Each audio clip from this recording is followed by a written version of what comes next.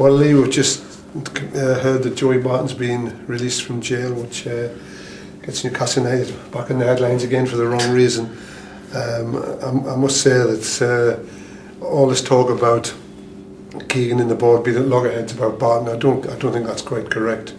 I mean, it's all, you know, it's fine saying Joey Barton shouldn't play for Newcastle United again. It's all about money and not morality. It was the same when Laurent Robert tried to punch my lights out. You know, he should have been sacked or he never even got his knuckles wrapped. Same when Kieran Dyer and Boyer had to go. There was talk about them being kicked out of the club, but they can't, because at the end of the day it's all about money, and Newcastle United can't afford to let a £6 million player go for nothing. I mean, my take on it, love Joey Barton, I hate him, and I know there's probably a lot who hate him, and there's probably some who think he'll have a different chance. Everyone's got their opinion on this one. Newcastle probably need Joey Barton at the moment, as Joey Barton the player. Yes, the need.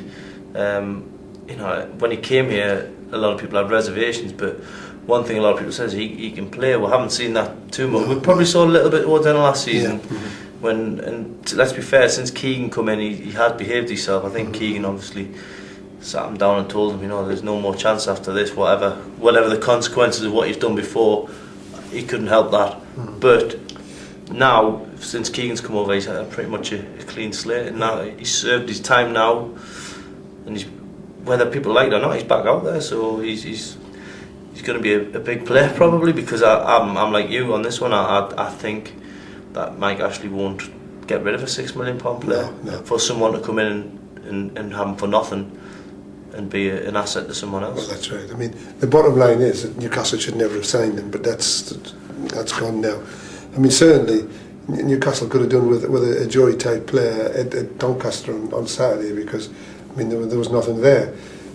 You know, you have been a bit critical of Shola Amiobi and Am Smith before when we were talking, and rightly so. But I mean, they got no service, and I mean, Kevin Keegan was upbeat after the game. I don't know why. I mean, if I was him, I would have. Well, I'll say what I would have done, but you know, it's 50 years since I was last at Doncaster when my team got beat 5-0 in the cup.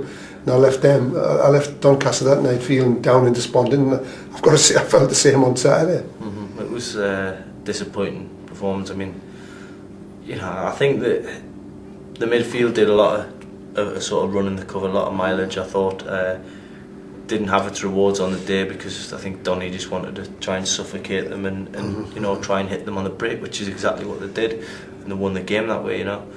I've got to say, Kevin said he thought a draw was a fair result. I thought Doncaster probably deserved to win. Well, I do as well, because when Tim Krul came on, he made two really good saves, and they also missed a sitter in the first half. And if they had gone in, then God knows what would have happened. But Newcastle's lack of killer touch at the other end, I mean, it was there for all to see. And you know, but I suppose when you haven't got Michael Owen over Mark Viduka, that will take its toll on it. But I just don't think that Newcastle, the strike force on Saturday, based on that game, you know, they didn't force the issue enough, you know, and they didn't test the two keepers that Donny. Well, we can't end this little film before we mention the lad Basson, Sebastien.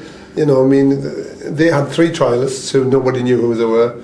Newcastle had Basson. I mean, the kid did all right.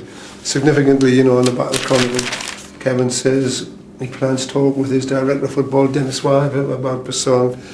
I still find it a bit bizarre that Kevin's got to do this, but I mean, that's the way the club's run. So we'll just have to wait and see, you know, what Dennis Wise, who was at Doncaster, decides on Basson and anybody else who may or not be coming in.